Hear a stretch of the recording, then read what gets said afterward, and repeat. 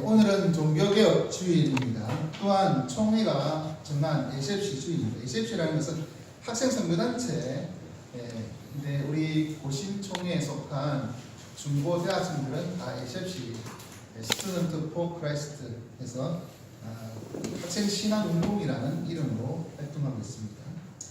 우리가 종교개혁이라고 할 때 이 종교개혁은 엄밀히 말하면 교회 개혁입니다.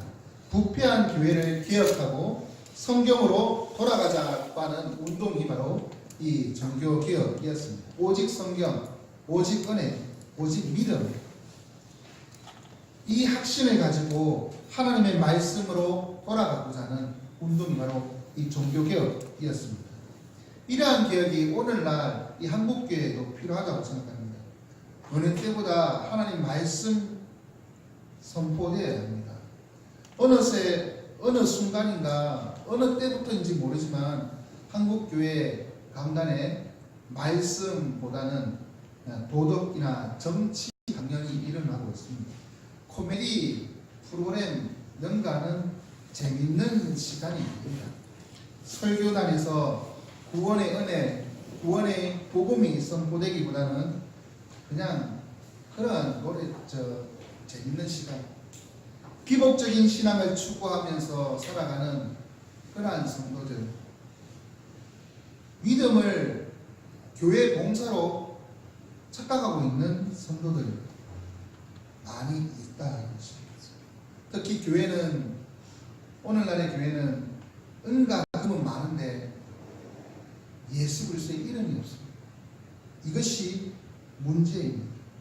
이런 시대에 교회다움을 다시 한번 그 제2의 종교개혁 같은 그런 개혁이 일어나야 하지 않겠습니까? 그럼 어떻게 교회다움을 이룰 수 있을까요? 그것은 바로 우리가 주님의 복음을 통해서 알 수가 있습니다. 주님은 천국복음을 전파하셨습니다. 전파하시면서 만나는 사람들을 불쌍히 여기셔서 그들의 필요를 채워주셨습니다. 귀신을 쫓아내고 병든 자를 고쳐주셨습니다.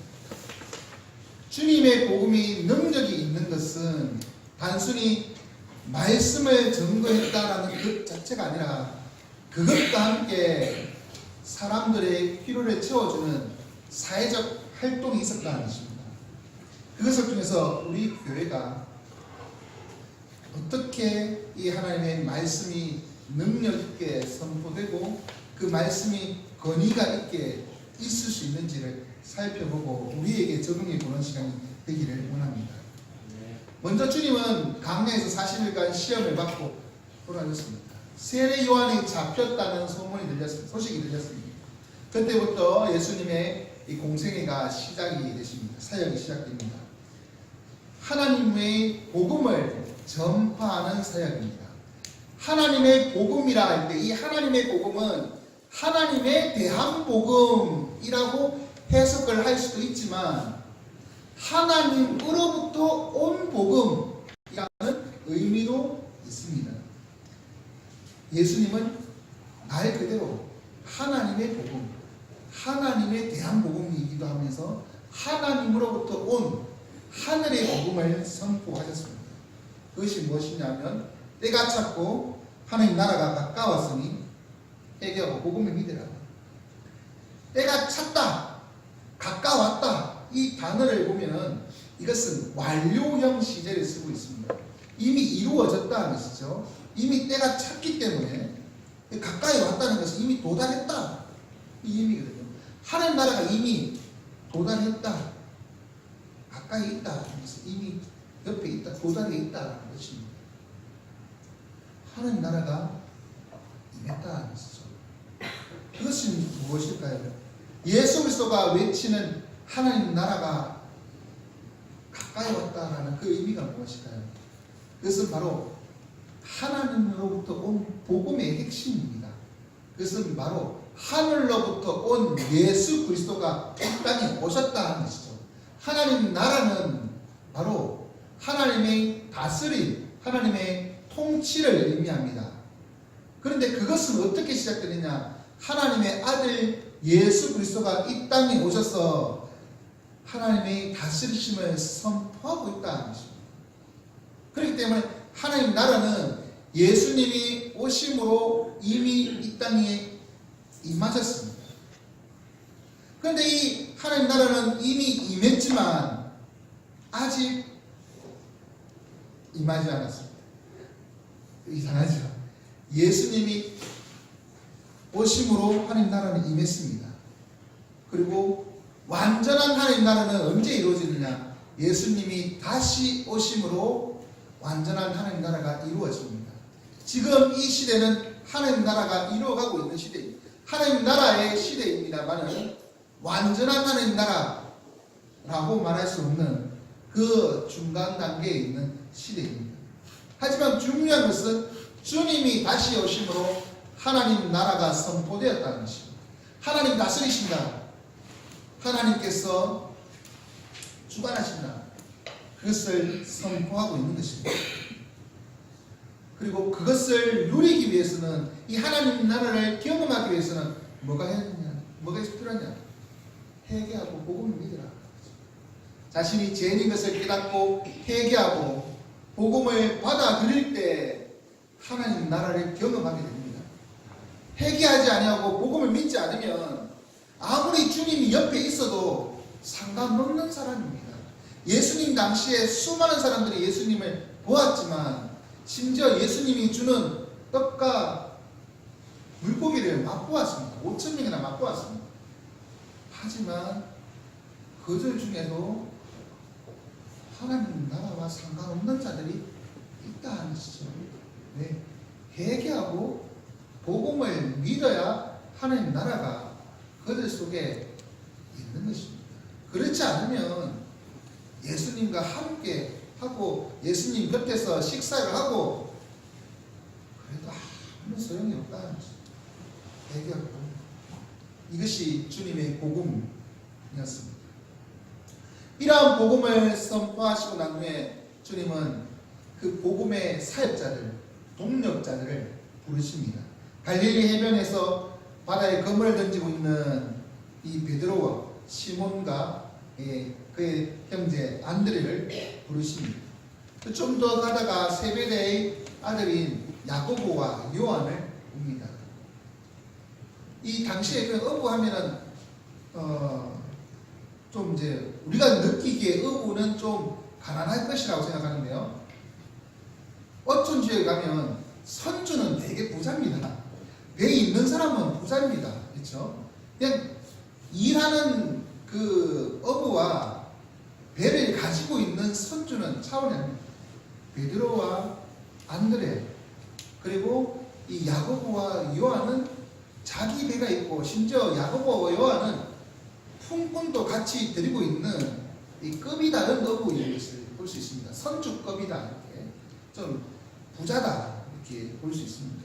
그런데 그들에게 주님이 사람 낚는 어부, 이때까지 물고기 잡는다고 고생했는데 사람 낚는 어부가 되게 그 말 한마디에 그들은 그물과 배를 벌어둡니다. 심지어 야고보와 요한은 아버지를 품꾼들에게 다 맡기고 떠납니다. 왜 그럴까요? 주님이 동력자를 하나님을 전할 이 사역자들을 부를 때 그들에게 무엇보다 중요한 것은 그들이 가진 재물, 그러한 가진 것들이 아니라 주님이 가장 중요하다는 것을 그들은 알고 있다는 것입니다. 그것을 보여주고자 하는 그런 메시지인 것입니다. 주님 주신 사명에 감수하기 위해서는 필요한 것은 재물이 아닙니다. 소유물이 아닙니다. 가족이 아닙니다. 그 무엇보다도 주님과의 관계, 주님을 대신할 만한 것은 아무것도 없다. 성도는 당연히 주님 주신 사명을 위해서 살아가는데 그것이 어떤 것도 그것을 방해할 수는 없습니다. 주님을 위하여 살겠다. 그 사명 하나로 살아가면 그가 외치는 말씀의 능력이 나타납니다. 하지만 자기가 가진 것을 포기하지 아니하고 주를 위해 살아가려고 하면 아무런 능력이 나타나지 않습니다. 저는 많은 선대 목사님들, 동료라고 보다는 동력하시는 우리 목사님들 많은 분들을 이렇게 보게 됩니다. 소문도 듣게 됩니다. 능력의 말씀들을 선포하고 진짜 사역하시는 분들은 모든 것을 내려놓고 주를 위해 사역하십니다. 그런데 잘 안 되시는 분들이 있습니다. 안 되시는 분들은 항상 이렇게 뒤에 뭐가 있습니다. 포기하지 않는 것들이 있습니다. 네. 이런 얘기를 좀 말씀드리긴 그렇지만 나의 이 목회를 은퇴하고 난 후에 내가 가져야 될 것들, 퇴직금조로 나는 어떻게 해야 이런 생각 갖고 계신 분들은 잘 안 되더라고요. 그런데 그런 생각 없이 진짜 모든 것을 하나님 앞에 헌신한 사람들은 하나님께서 그 사역을 잘 할 수 있도록 힘드시고 말씀의 능력이 나타나도록 하시는 것을 보았습니다. 주를 따르는 제자들, 그들에게 가장 중요한 것은 주님과의 관계예요. 그것을 위하여 그들은 모든 것을 내려놓았습니다. 그럴 때 그들이 능력의 사역자가 되는 것입니다. 그들이 선포하는 말씀의 능력이 나타나는 것입니다. 이렇게 주님은 하나님 나라의 복음을 전하고 또 복음을 같이 전할 동력자들, 사역자들을 세우셨습니다. 그리고 그 복음을 전할 때 예수님의 그 복음은 세상의 가르침과 뭔가 다르다는 것을 사람들이 짐작하고 눈치챘습니다. 가버나움에 들어가서 회당에서 하나님의 말씀을 가르칠 때 사람들은 깜짝 놀랐습니다. 석인강들이 말하는 설교와는 좀 다른 메시지다. 권위 있는 자 같다라고 생각했습니다. 그런데 이 권위 있는 자 같다라고 하는 이러한 의문이라고 할까요? 이런 불확실성이 언제 확실히 권위 있는 새 교훈이다라고 확신이 바뀌느냐면 이 말씀과 함께 하나님의 능력이 나타날 때 이것이 권위 있는 자 같다라고 하는 그 불확실한 그 모습에서 확실성으로 권위 있는 새 교훈이다. 그렇게 바뀌는 것이죠. 말씀의 능력이 나타나는 것. 거부할 수 없는 세상과 다른 권위, 그 능력, 그것은 바로 하나님의 말씀이 선포되고 그 말씀에 뒤따르는 뭔가가 있어야 때 그것이 가능하다는 것입니다. 하나님의 복음을 들으시고 듣기 원하시는 지금까지 여러분, 하나님 나라가 이미 임하심을 믿습니다.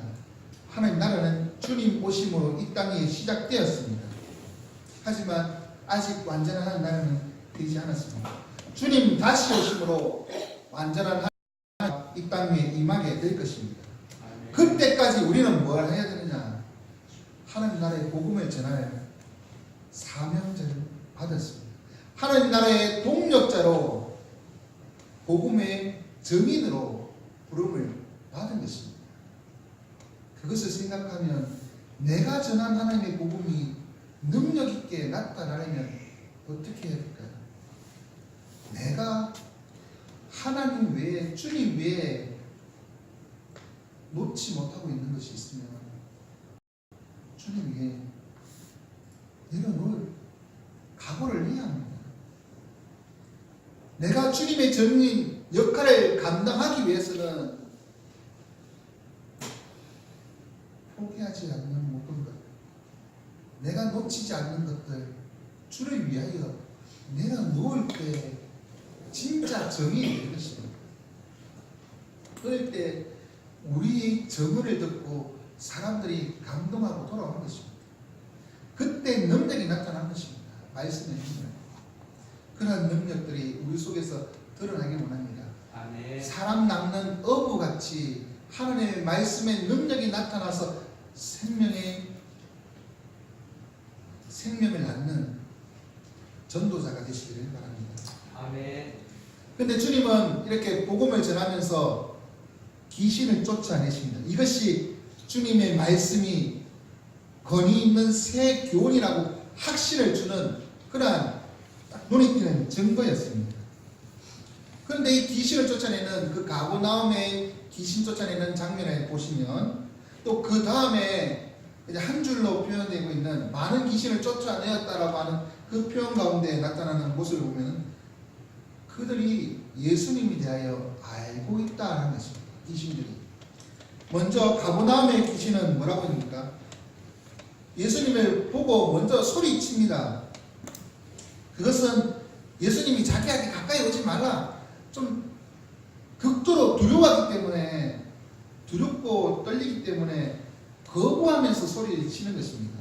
뭐라고 치냐면 나사렛 예수여, 우리가 당신과 무슨 상관이 있나이까? 여기에서 중요한 것은 내가 당신과 무슨 상관이 있습니까? 라고 묻지 않는 것이에요. 우리라고 하는 단어를 쓰고 있습니다. 이것은 이 귀신 들린 이 귀신, 이 들린 사람에게 이 귀신, 그 사람의 고백이 아니라 이 사람이 두려워 떠는 것이 아니라 예수 그리스도의 등장으로 말미암아 그 같은 귀신들이 전체가 다 두렵고 떨리고 있다는 것입니다. 그가 오셔서 우리를 멸하라 하십니다. 우리를 쫓아내려고 한다. 그러한 위기감이 귀신들 사이에 있음을 보여주는 단어가 우리가 당신과 무슨 상관이니까. 그래서 주님 오시는 것이 극히 싫은 것입니다. 그래서 거부하려고 하는 그러한 몸짓으로 소리를 치는 것입니다. 주님은 실로 그들을 멸하러 오셨습니다. 그들이 그것을 잘 알고 있기 때문에 주님이 거부하는 것이죠. 그런데 주님은 귀신은 주님에게 뭐라고 했냐면 나는 당신이 누군지 압니다. 다른 귀신들은 다 두려워하는데 우리라고 단어를 쓰다가 여기에는 또 나라고 하는 단어를 씁니다. 나는 당신이 누군지 아노니 하나님의 거룩한 자입니다. 이 얘기를 하고 있습니다. 귀신이 신앙 고백하는 것 같습니다. 그런데 여기서 귀신의 이 말은 교묘한 의도가 있음을 볼 수 있습니다. 당신은 하나님의 거룩한 자니이다 라고 할 때 이 거룩한 자는 당신은 하나님의 아들입니다 라고 하는 말과 전혀 다른 말입니다.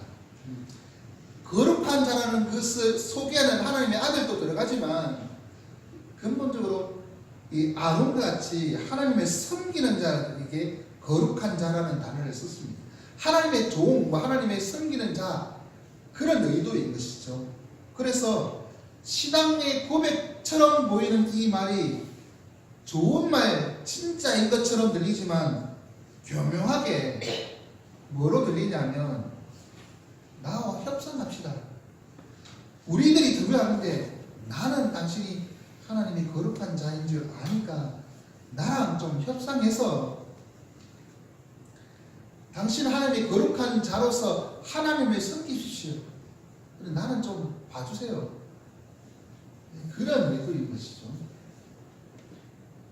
하나님의 거룩한 자, 그것을 하나님의 아들이 아니라 하나님의 수종자는 종으로 그렇게 바꿀 수 있는 교묘한 그런 말인 것입니다. 그만큼 이 사단, 이 마귀는, 이 귀신은 생존의 위협을 느끼고 있는 것이죠. 쫓겨날 바에 어떻게든 안 쫓겨날 수 있는 길이 뭔가. 그런데 주님은 그 말에 이 귀신과 타협하지 않습니다. 협상을 하려고 하는 이 귀신에게 절대로 타협하지 않으십니다. 왜냐하면 사도 요한이 요한일서 3장 8절에 말한 것처럼 하나님의 아들이 나타나신 것은 마귀의 일을 멸하라 하십니다. 즉 마귀를 멸하라고 이 땅에 오시기 때문에 그들을 쫓아내시는 것입니다. 왜냐하면 하나님 나라가 임하셨잖아요. 하나님 나라가 임하면 자연스럽게 그 자리를 차지하고 있던 마귀의 나라 또는 사단의 권세는 물러가게 되어 있습니다.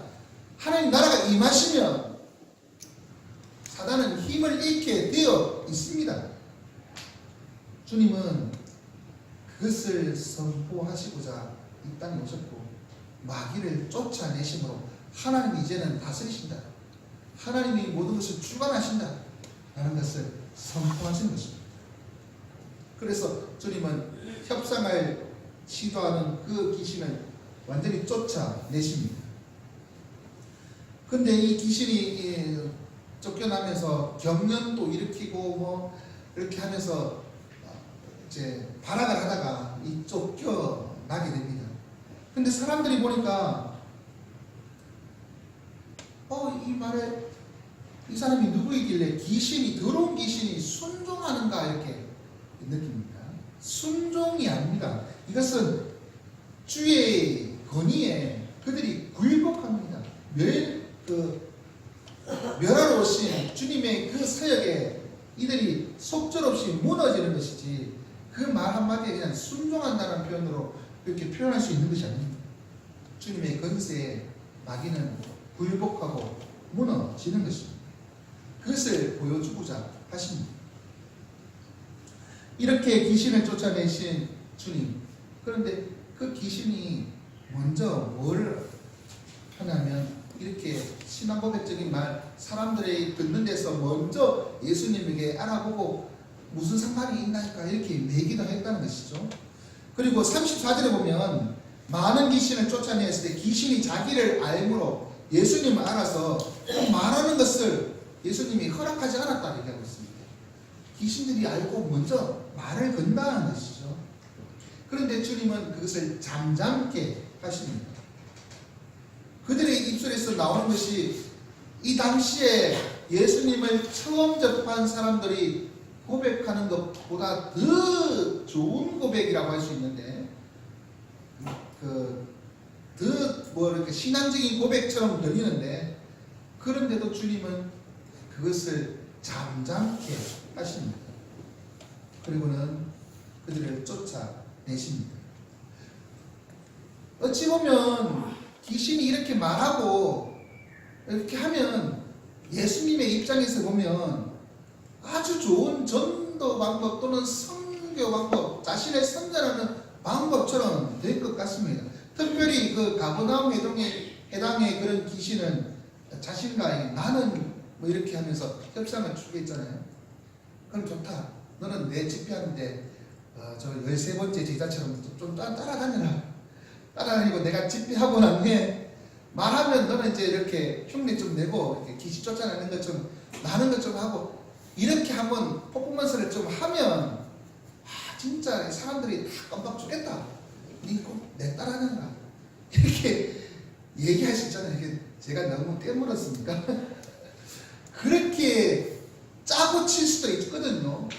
많은 사람들이 그렇게 짜고 치는 고수들 마냥 그렇게 하는 경우를 종종 있습니다. 어떤 능력의 사람, 치유의 은사가 있는 사람이라고 해서 집회를 하는데 대구에 집회한다 하니까 서울에서 한 차가 내려옵니다. 한 차가 아니라 전국에서 몇 차가 내려옵니다. 집회합니다. 그 서울에서 집회하면 또 대구에 있는 사람도 또 갑니다. 제가 아는 제 모교의 어떤 권사님이 병이 걸리셨습니다. 거기 가면 치유의 은사가 있다라고 생각을 하고 그렇게 갔습니다. 병을 안 고쳐주고 어디에서 집회하는데 오세요. 거기 가면 치유 은사가 있는 것 같은데 그래서 버스 대절하는데 거기에 다 사람들이 모입니다. 계속 집회하는데 사람들만 채우는 거죠. 그래서 그 사람이 집회하는 곳에 100명이 모이는 교회에 몇백 명이 모였다. 1000명이 모이는 교회에 몇천 명이 모였다. 능력이 좁니다. 부흥사다. 그런데 그렇게 참여하는 사람들은 병 때문에 참여하다가 결국 병원에도 못 가고 이제 병 고칠 줄 알고 그러다가 돌아가십니다. 저 교회 어떤 권사님 그렇게 따라다니시다가 집에 한 번째 들어가고 돌아가셨습니다. 그런 경우가 있습니다.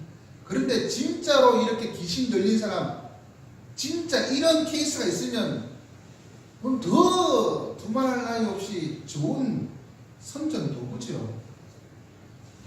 그런 것들 그것을 이용할 수도 있는데 주님은 절대로 그렇게 하지 않습니다. 하나님의 말씀은 능력이 그 자체에 있습니다. 사람의 말에 의해서 드러나는 하나님의 말씀이 아니라 말씀 자체에 능력이 있고 말씀 자체에 은혜가 있습니다. 하나님의 말씀, 하나님의 방법이 아닌 것으로 하나님의 일을 하려고 하면 잘 되는 것 같은데 실패합니다. 분명은 그 결국은 망합니다. 하나님 말씀으로 승부해야지. 하나님 말씀 아니고 하나님 일을 하려면 이렇게 해야 돼, 저렇게 해야 돼. 다른 방법을 추구하다 보면 망합니다. 제가 부교육자로 있었던 어떤 교회는 교회 건축을 하는데 은행에 돈을 빌립니다. 사업하시는 장로님이 계셨습니다. 돈을 빌릴 때 돈을 은행 지점장이죠. 이제 돈을 내갖고 돈을 빌리는데 10%를 리베이트를 줘야 됩니다. 순진한 연대장까지 하셨던 그 군인 출신 목사님이신데 그분도 세상 물정을 잘 모르시면서 장로님이 사업하신 장로님이 그러니까 그런가 보다 리베이트를 10%를 주고 근데 이 리베이트도 10% 외에 선 이자를 떼고 또 10%를 리베이트로 주고 이렇게 실제 받는 돈은 크게 많지 않아요. 그러면서 이제 하거든요. 결국에는 그렇게 하다가 결국 그런 방법을 하다가 교회가 없어졌습니다. 70년, 80년, 90년대 말에 재정이 1억 이상 되는 웬만한 좀 큰 교회였습니다. 시골 교회치고 7, 80명이 모이는 교회였습니다. 근데 제가 이것도 문제가 있어서 그 교회가 문제가 있어서 제가 나올 수밖에 없는 상황인데 나오고 1년 내에 그 교회는 문 닫았다 그랬습니다. 하나님의 일에 하나님의 방법대로 하지 않으면 하나님의 말씀대로 하지 않으면 뭐가 문제가 생깁니다. 마귀의 일을 멸하러 오신 주님의 믿으시는 우리 지금까지 여러분은 하나님의 일을 어떻게 하십니까? 하나님의 일을 한다고 하면서 불의함과 거짓으로 하시겠습니까? 하나님 나라는 마귀와 함께 있을 수 없습니다. 하나님 나라가 임하면 마귀는 물러가야 합니다. 마귀의 세력은 약해져야 합니다. 그런데 많은 사람들이 하나님 일을 하면서 세상처럼 그렇게 합니다. 마귀의 특성인 거짓, 불의함, 그것을 교회의 일에 하나님 일에 접목시킵니다. 효과는 발휘하는 것처럼 보이는데 결국에는 실패합니다. 하나님 나라가 복음이 말씀이 선포되면 그 속에 불의함은 사라져야 합니다. 교회는 불의함에 단호해야 합니다. 거짓에 단호해야 합니다. 바로 서야 합니다. 그럴 때 하나님 나라 이 복음의 힘이 나타나는 것입니다. 주님은 또한 이렇게 이 귀신을 쫓아내는 사역과 함께 하나님의 말씀이 권위가 있다는 것이 어떻게 나타나냐면 병자들을 고치시는 치유 사건으로 나타납니다. 그런데 예수님의 이 치유 사건은 차별이 없습니다. 먼저는 주님이 시몬의 집에 들어갔는데 시몬의 장모가 열병에 앓아 누웠습니다. 이 열병은 단순한 열병이 아닙니다. 의사인 누가가 동의했는데 이 열병은 거의 오랫동안 지속된 그러한 병입니다. 어떠한 의사도 고치지 못한 그러한 중병입니다. 이제 죽을 날 앞두고 있는 그런 병입니다. 그래서 사람들이 와서 이 여자에 대해서 여쭌다는 것이 어떻게 될까 뭐 이렇게 그것은 이제 가망이 없는 상태의 병이라는 것을 보여주고 있는 것입니다. 그런데 주님은 그 베드로의 장모를 손을 대시고 낫게 해 주셨습니다. 일으켜 세우셔서 병에서 건져 주셨습니다. 그러자 가버나움에 있는 동네의 가버나움에 소문이 퍼져서 사람들이 몰려들었습니다. 문 앞에 막 병든 사람, 귀신 들린 사람들이 진치고 있습니다. 그런데 주님은 병에 걸려 고통받는 그들을 외면하지 않습니다. 모두 다 불쌍히 여기시고 치료해 주십니다. 부자만 오세요. 남자만 오세요. 아이들만 오세요. 뭐 이런 제한을 두는 그런 분이 아니라 아시죠? 먼저 고친 것도 여자였고 그 다음에 아무런 제한도 없습니다. 남녀노소 빈부 기천 8가지 계층에 어떠한 것도 제한 두지 않은 주님이셨습니다. 모든 사람을 불쌍히 여기시다. 그런데 주님의 이 차별이 없으면 사람에만 해당되는 것이 아닙니다. 병도 차별 없이 만나 주셨습니다. 고쳐 주셨습니다. 심지어 당시 하나님의 저주의 병, 죽음의 병이라고 여겼던 이 나병 환자도 고쳐 주셨습니다. 나병 환자는 오늘날 그 많은 흔히 문둥병이라고 말하는 그러한 병만을 얘기하는 것이 아닙니다. 고치지 못하는 심각한 이 피부병, 그래서 이것이 전염의 위험이 있고 피부병이 심해서 이 쌀이 썩어가거나 아니면 이러한 경우들, 이것들은 다 나병이라 이렇게 말하고 있습니다. 구약에 이 나병에 걸린 사람 중에 병 고친 사람은 딱 두 명 나옵니다. 모세의 누이 미리암이 하나님의 그 모세의 건의에 대적하다가 하나님의 지심으로 나병에 걸렸다가 7일 만에 낫게 되는 사건이 하나 있고요. 그 다음 하나는 잘 알다시피 나만 장군입니다. 그 외에는 이 나병 환자가 나았다는 기록이 없습니다. 물론 성경 본문에 보면 나병 환자가 나으면 어떻게 해야 하느냐라는 규정이 있습니다. 뭐 속건제를 드리고 뭘 어떻게 해서 제사장에 모이고 제사장은 어떻게 판단해서 진찰해서 나병이 나았는지 안 나았는지 판단한다. 그런 규정은 쫙 있습니다만 실제로 나병에 나은 사람은 케이스가 없다는 것이죠. 그런데 이 나병을 낫게 하신다는 것이죠. 그런데 낫게 하시는데 손을 대어서 낫게 하십니다. 이것은 율법으로 보면 상당히 문제 있는 것입니다.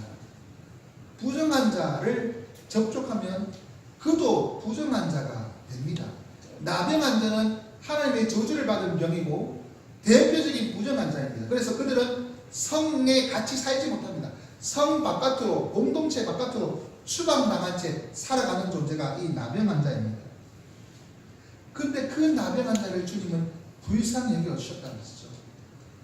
쉬운 병, 고칠 수 있는 병, 깨끗한 병, 그런 병만 주님이 만나시는 것이 아니라 그것이 심지어 죽을 병이고 하나님의 저주를 받았다고 여겨지는 그 병이라도 주님은 다 담당하셨습니다.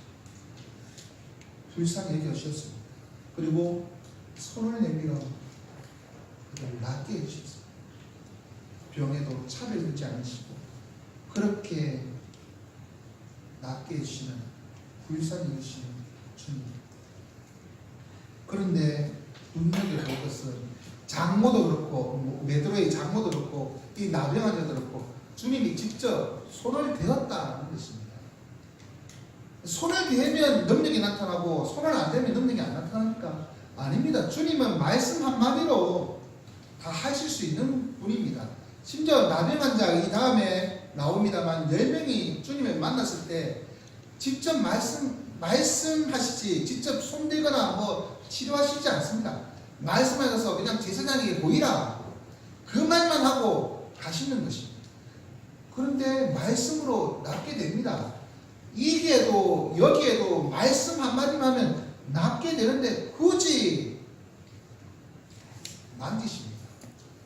이거는 의도가 있다라는 것을 우리는 알 수 있습니다.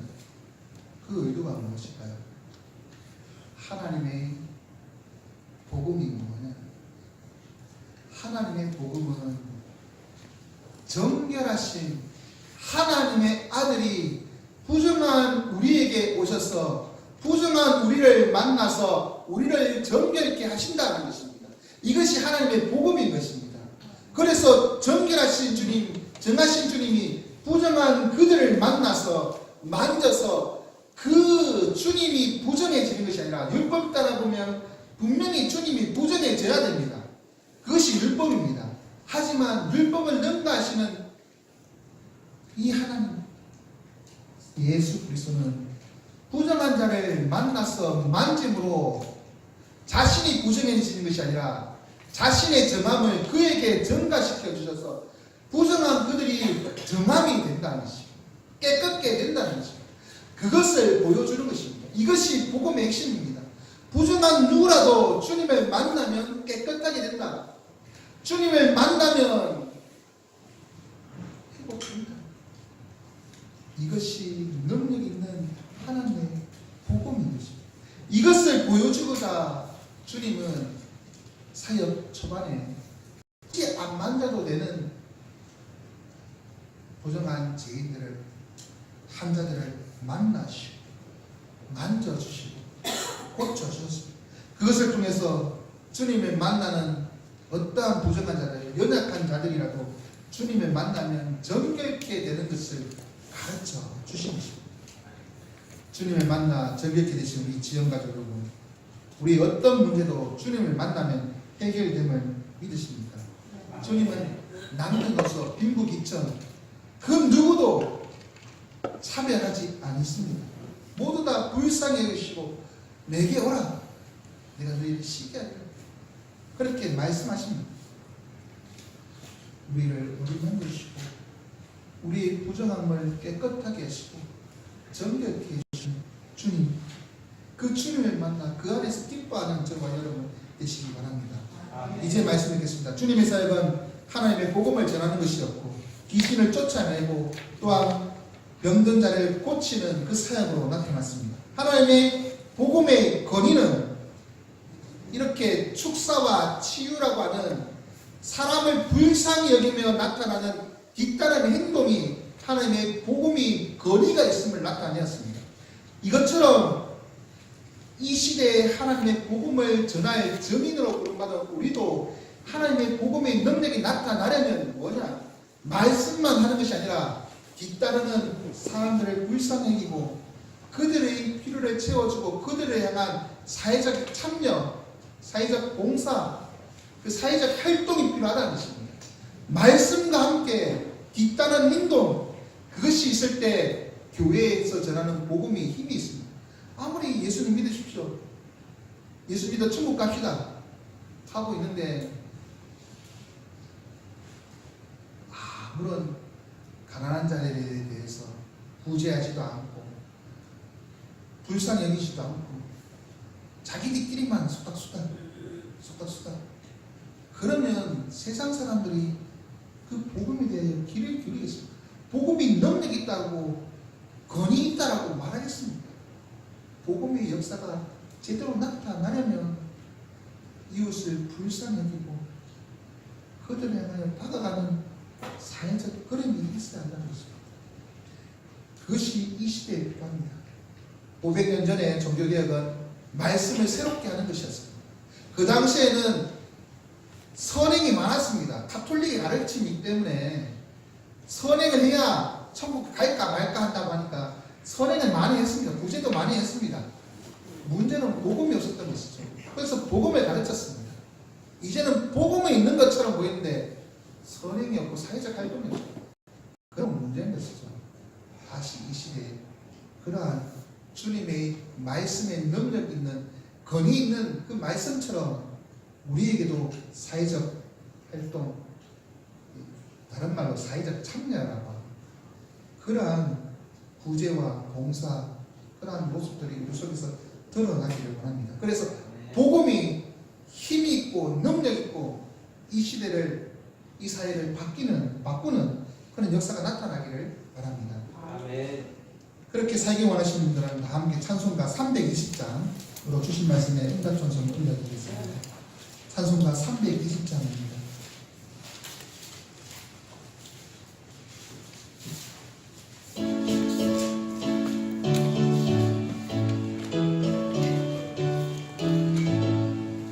나의 죄를 적게 하사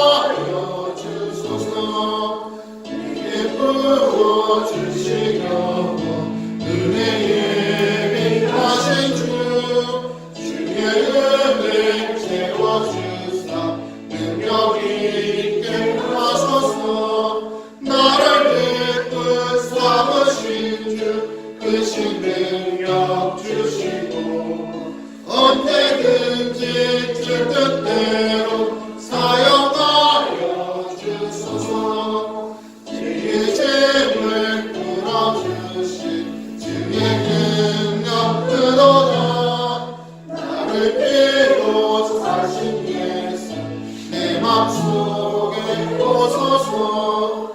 나를 이끈 사모신 주 크신 능력 주시고 언제든지 주 뜻대로 사용하여 주소서. 주여 내게 성령으로 충만하게 주사 생명수와 강물처럼 흐르게 하옵소서. 나를 이끈 사모신 주 크신 능력 주시고 언제든지 주 뜻대로 사용하여 주소서.